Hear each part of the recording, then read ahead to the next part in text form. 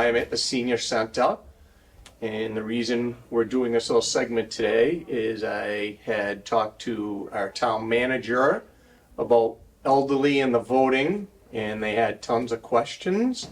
So Ed thought it would be a good idea to have intern Clerk Ginger come in and do a little presentation. So lo and behold, we got Ginger here today, and she's going to talk to us all about voting. And here she is. Good morning. So I am Ginger Buteau. I am the current interim town clerk. Took effect as of the beginning of June. So I wanted to talk to you guys about the current voting and the mail-in voting, and see if you guys had any questions also. So as you know, you should have received the applications that the state sent out. If somebody has not received them, please give us the office a call and we can send you an application. Once you sign up, you don't have to sign up again. Okay? If you do not wish to vote by mail, you don't need to send the cards back. The state, so let me see. So if you just sign up for March, the state will resend out another application in September and November. But if you do select all elections, you will not receive another application in the mail. The ballots did just come in for all of the early voting by mail, so we will be sending them out within the next week or so. If you did apply for it and you don't receive your ballot, I would probably say by the middle of February, give us a call and we'll find out where it may be. If you are unenrolled, please make sure that you choose a ballot. You have to pick Democrat, Republican, or Libertarian. Legally, we are not allowed to send one of each, and there isn't a independent ballot. They don't have one ballot with all of the options on it. So if you do vote, if you are unenrolled and you pick a ballot, say a Republican ballot or a Democrat ballot, the computer does not make you affiliated with that party. You will stay unenrolled. So you don't have to go and reapply. After the beginning of every year, you don't have to re-register. You are registered as a voter until you move, or send us a letter stating that you no longer want to be a registered voter. I did put together a paper for everybody on all of the elections that are coming up this year. We do have 4. There's March 5th for the presidential primary. There's May 21st for the town election. And then there's September 3rd for the state primary and November 5th for the state election or the presidential election. March and September, you do have to choose a ballot if you are unenrolled. November is 1 ballot, so you don't have to choose a party for that one. We will be having early voting in person, so I did put all of those hours and days down for everybody. Along with, on the back side of the paper, is the last day to register to vote or to change your party. So if you're a Democrat or a Republican and you want to become unenrolled, or the old independent, the dates on here are the last day to change for that. I'm trying to think of what else. Anybody have any questions so far? I know I just went through all of that really quick. Is there still time to do the vote by The vote by mail? Yeah. Absolutely. Okay. Yep, you have plenty of time. I did bring applications to vote by mail if somebody did not receive the one in the mail already, or if they misplaced it. I did bring some of those with me also. The only difference is when the state sent out theirs, they did not put the town election date on it. They only listed the 3 main ones the state's doing. The other thing also on the ones that the state sent, if you are affiliated with a particular party, they did not give you the option to choose a party. If you're unenrolled, they gave you the option. You have to make sure that you pick, because if not, we'll be calling you because we would have to refuse it. If we have a phone number for you, we'll call you and say, you forgot to pick a party, which one would you like? Then we'll mark it down for you. If we don't have a phone number for you, we'd be sending you a letter in the mail. Okay. If I were to use that one and I check all elections, it'll send the May one? The town Yes. one? Okay. Yep. Yep. Unfortunately, each town has their town elections on different days, so they weren't going to separate. So they just had one main format, and that was it. We are hoping that a lot of towns are asking them for in the future to, instead of putting a date for a town election when they have this, just put town election in there. So that way they're not putting a date, but they're at least telling you, you know, you've got a town election also. Would you like to vote by mail for that one? We are just automatically, if they put all elections, we are just putting everybody in to also vote for the town election by mail. Okay. If you are unenrolled, and you do the vote by mail and you say you want a Democrat, you get the ballot, you decided that you actually wanted a Republican or a Libertarian, you can't switch. Once you get that ballot, that's all you can receive. So, and the same goes for if you're a registered Democrat or Republican, you cannot get a different ballot. Okay, unfortunately, those aren't our rules. So those are state rules.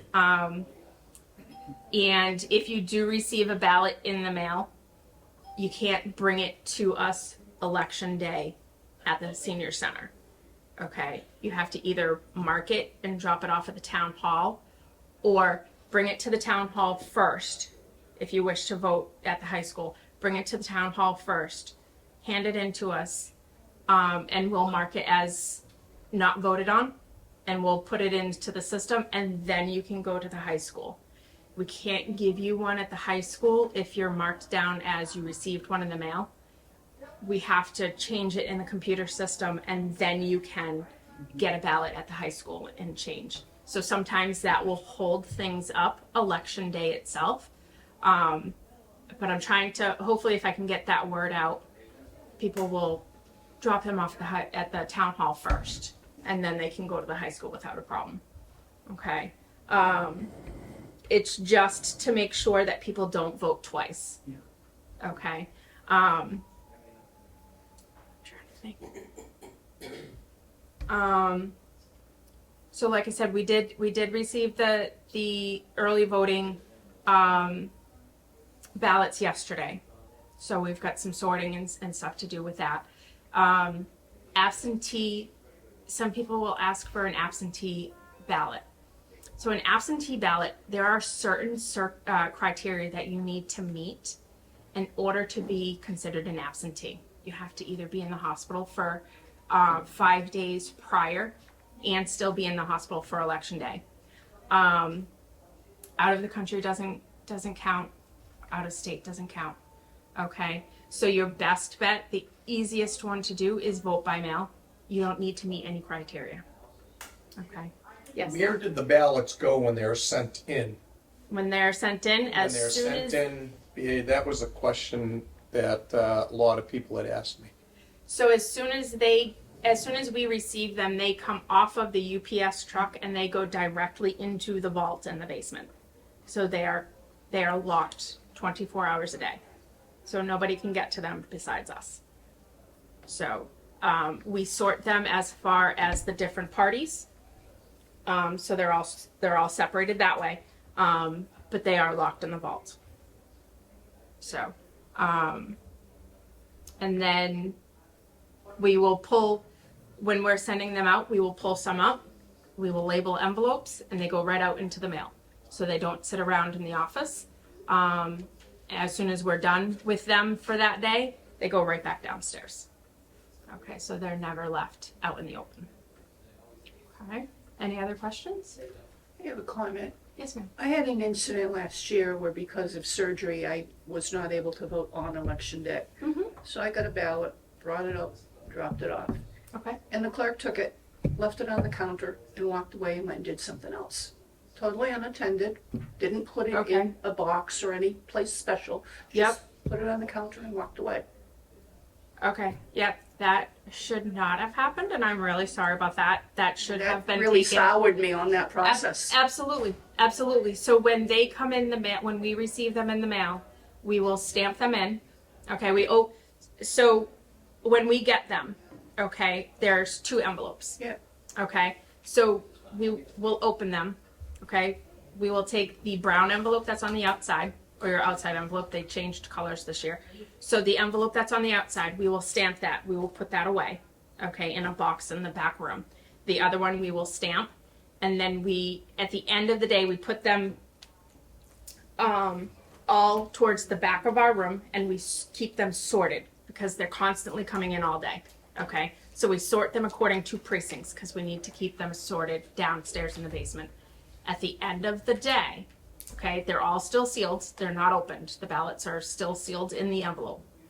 At the end of the day, we take those boxes and we bring them downstairs in the vault. Okay, so at the end of every day, they are kept downstairs in the vault. They do not come out of that vault until either election day, or this year we're going to be what's called advanced tabulation, which is we are going to process everything that we receive in the mail or early voting through the tabulator the Thursday and Friday before election day. And then they're going to be sealed. It's going to be kept on a flash drive, okay? And then that flash drive gets locked up. And then the ballots will be sealed and kept in the basement, okay, with all of our other election stuff. Okay, so the high-speed tabulator that we received this year, okay, will do more ballots a lot quicker. They will do about 100 ballots in a minute. Okay, the ones at the high school does 3 a minute. So this is going to process a lot more ballots for us quicker, because instead of jamming up the lines at election day to try and get all of those ballots that we received in mail, okay, that you get jams with people waiting to put their ballot that they just stood in and filled out. They're waiting. So this is going to process them quicker for us. So the clerk's not gonna do that at the high school anymore. No, we're going to do them early. We're going to do them at the town hall. Okay, it will be posted on the days and times that we're going to do it. People can stand in there and watch. Okay, you can have observers to watch the process. We have a few election workers. What they'll do is they get an envelope. Okay, they read off the name. Somebody else will check off on a paper list. Okay, that they received that ballot. They will then open that ballot, and they will make a stack of them on the side. Okay, we have another clerk that will take those, okay, and put them through the machine. Okay, so, and it's all observed by a warden. Okay, an election warden. So it's all observed. And then at the end of the day, they'll take the flash drive from that machine and we will put it away. Okay, and it does not get touched again until the end of election day, when we will do the paper totals. Okay, and then we get all of the answers and we put everything together, and that's where we have our winners. Okay, so this high-speed tabulator will be the first for us because, like I said, we just received it. Okay, so our first run with it will be for this March election. We have the owners of the company coming in to do a training with myself and the clerks on how to work it, along with, I'm gonna have some of the election workers there. Okay, so usually the ones that do the advanced tabulation, they'll be the ones that will be there for the training to see how this machine works. But it, like I said, it's gonna cut back on time, and the confusion and congestion Right. of election day, okay? And then people wondering, well, why is there a huge box of of envelopes with ballots coming in? Where are they coming from? Okay, the only ones that will be coming in on the day of election is the mail-in ballots that we're receiving either in the mail or people are dropping off on that day. So those are the only ones that will be coming in, okay? So I hope that satisfy a little bit or make it a little easier for you. Yeah. How easier. come, like, if we are voting early, you can't take your ballot and just put it in the machine like you normally would do? Why do you have to leave an envelope there? So, because the machines are only run, the tabulating machines are very large, and one, we don't have enough room, and we can't keep them running for those many days. We have to have one receipt for that day. So that's why you have to do the envelope, and we also have to, if we mark you down as voting early, and then how do I want to put it? So you didn't vote early, but somebody came in and said that they were you, and they voted early, and then you come in and say, but it wasn't me. We have that envelope with that signature. We'll pull it out. If that's not your writing, then we have an issue, okay? And we will get to the bottom of it. But that's why we need your signature stating that you were there to vote early. Okay. So you couldn't even, like, there's a box in your office that has precinct 1, 2, 3. You can't even just put it in that slot, that envelope. So, we do ask you to put it in that big box, okay? We do, when you go in to vote early in person, we do ask you to put it in there, yes. If you're handing in a vote by mail one, no, you don't come into the office and put it in there. Do you understand that one? So if you were to come in early, so the whole week before, okay, we have early voting in person. If you came during that week, you would be the one to put your envelope in one of those, in whichever precinct you're in. Okay? But the vote by mails have to be kept separate. So that's why you can't walk into the office and put it in there. Okay.